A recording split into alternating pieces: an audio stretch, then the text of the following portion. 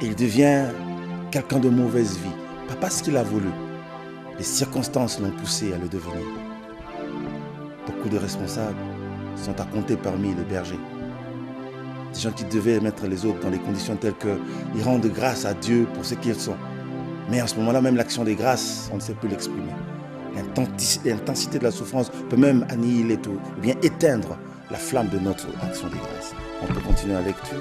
La souffrance peut avoir des fâcheuses répercussions aussi sur le plan caractériel. Quelqu'un peut devenir mauvais à cause de la souffrance. Ça, c'est la responsabilité des bergers. Et Dieu, Dieu du ciel, il regarde ce qui se passe. Pas un seul point ne quitte devant ses yeux.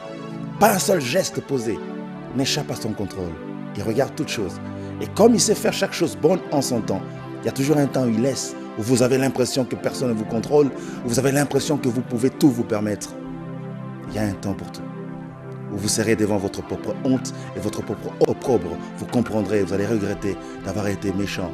J'ai vu des ceux sur qui vous deviez plutôt déverser beaucoup d'amour et beaucoup de compassion. On peut lire.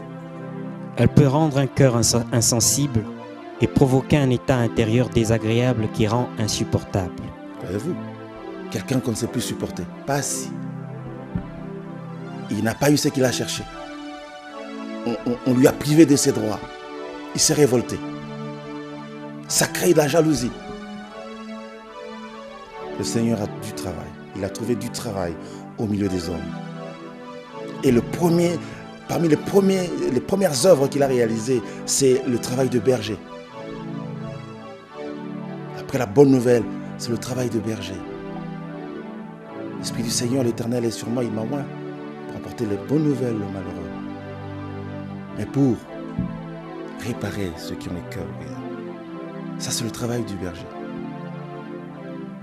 C'est-à-dire soigner les plaies de nos cœurs, les blessures de nos cœurs. C'est ce qu'on a vu la fois passée, lorsque le berger trouve sa brebis égarée. Il les trouve dans quel état? Tous, nous étions perdus, n'est-ce pas? Avant que le Sauveur n'arrive, nous étions tous perdus, des brebis égarées. Mais lorsqu'il vient, le premier réflexe qu'il prend dans ses bras, il les met dans son sein, il commence à l'essuyer, à le consoler. La Bible parle de consoler les affligés. Les afflictions viennent de tous les coups que nous subissons dans la vie. Là où vous étiez sûr que ça, c'est mon repos. C'est là que le combat commence. Il y a des gens en qui vous aviez espéré, mais qui vous ont étonné, qui vous ont surpris. Et des blessures ont commencé. Beaucoup d'afflictions. Et quand le bon berger vient, il apporte consolation. Il répare les cœurs brisés. Il apporte la consolation à tous les affligés. Le premier réflexe du bon berger de Jésus-Christ, c'était ce réflexe de berger. Parce qu'il y avait beaucoup de destruction dans le camp de son peuple. On peut lire. Quand nous ne faisons pas une bonne gestion de ces moments des dures épreuves, nous pouvons fatalement tomber dans le piège ouvert du dévoreur.